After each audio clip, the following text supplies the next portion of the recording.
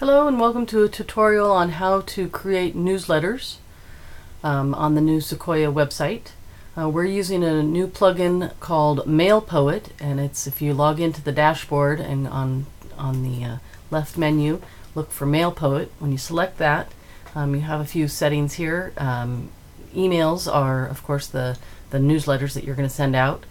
Subscribers would be where you would add subscribers or edit subscribers, but we're just going to for now deal with the making a newsletter. So the easiest thing to do is to start with one that's already been created, so because then the headers and the footers and all that kind of information is already there. So we're just going to take our April newsletter here and we're just going to duplicate it. And once that's duplicated, we're just going to hit edit. And it takes a little second for it to load. One of the things that's important to do is before you start making a newsletter is to of course figure out what it is that you want content wise, but to go ahead and make all the posts that you think are going to be in the newsletter. And there's another tutorial about making posts, but if you have all the posts made, then making the newsletter is super easy. So here we are in the newsletter. Up here is the title of the newsletter. This is the subject line that'll come up. So let's just say this is May 2017 newsletter, or whatever kind of clever thing you want. This part up here should always stay there because some people do have problems. They have their email settings to not display photos, so this newsletter won't look really great to them. So it's nice having this little block up here. Here's your header.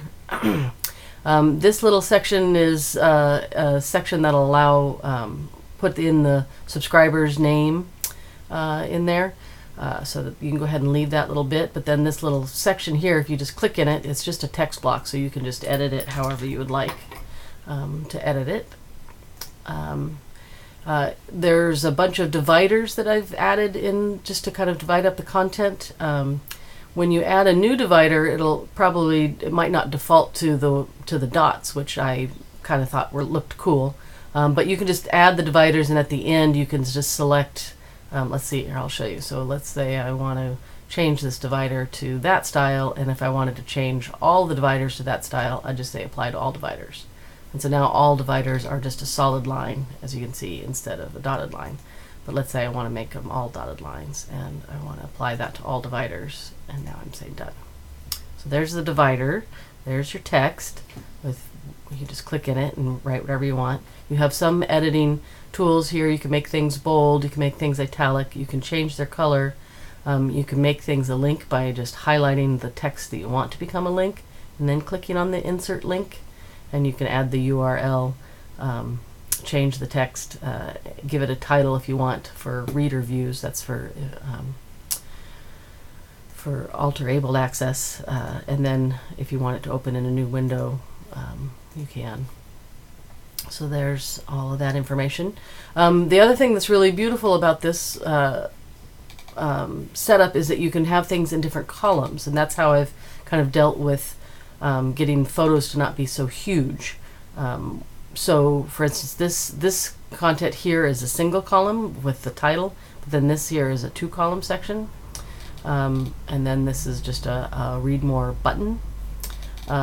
So let's say I'm going to get rid of this whole section here. I'm just going to highlight it and I'm going to trash it, and I'm going to say delete, and I'm going to delete all this just to get rid of it, and then I'm going to add a new section. And let's say I want to add a 3-column section. So I go over here to the columns and I just drag in the column that I want, and here's my 3 sections. So then I go over here to content, and let's say I can just add a block of text and just type whatever I want, or I can add a post. Let's say I wanted to add something that I've already added to the website, and oh look, here's the hip to be square one that I've already written, so I can just add that right there. When you're ready to add it, you can also look at display options, and there's some, if you want to have excerpt or the full post, if you want to change the formatting of the title, if you want the title to be a link, which I think is handy to get people to the full article. If you want to have the featured image or not. For the most part, we're not using featured images on this site, but you are welcome to use that feature if you'd like.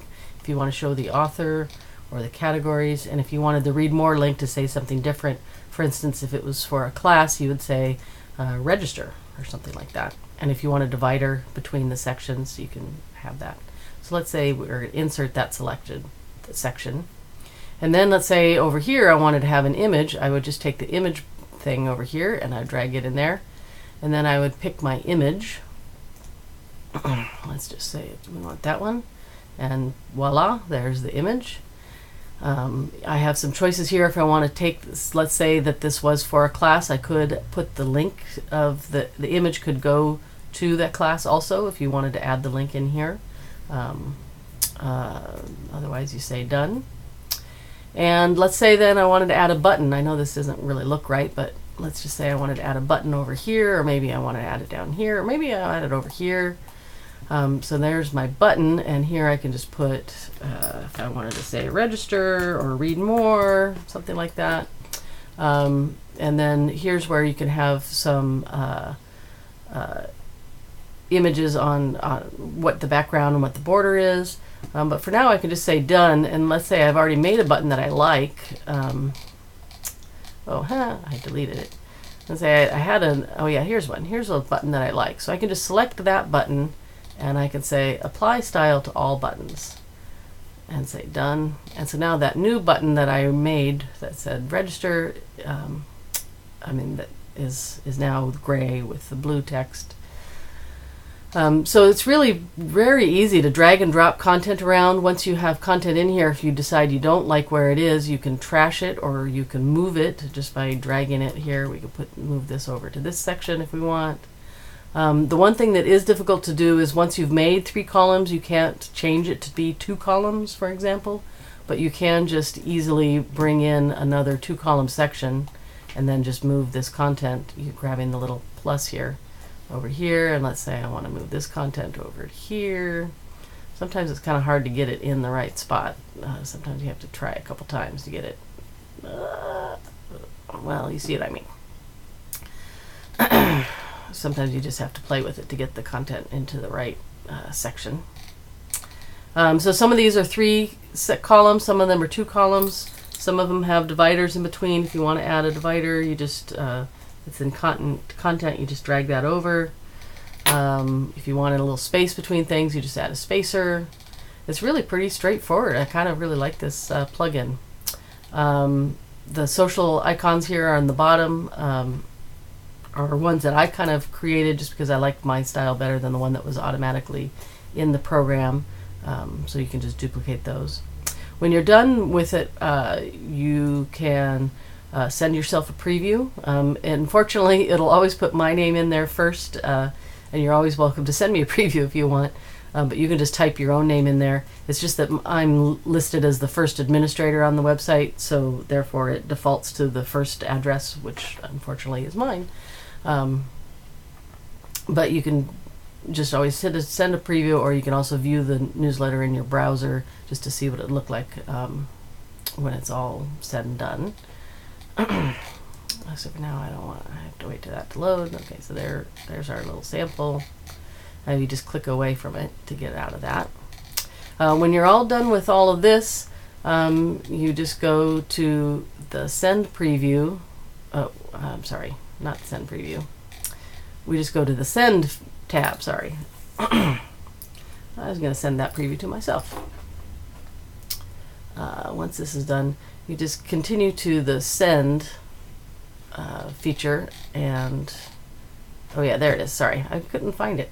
It's down here at the bottom. You want to hit save, and then you would hit next. If you really were ready to send it, you would hit next, and you would just be selecting which lists you want to send it to and who the sender is, and confirm the subject title, and you're all good to go. And that's it. But of course I'm not going to send it, but you can always save it as a draft, and you can also schedule it. Let's say you wanted it to go out at a certain time, you can send it that way.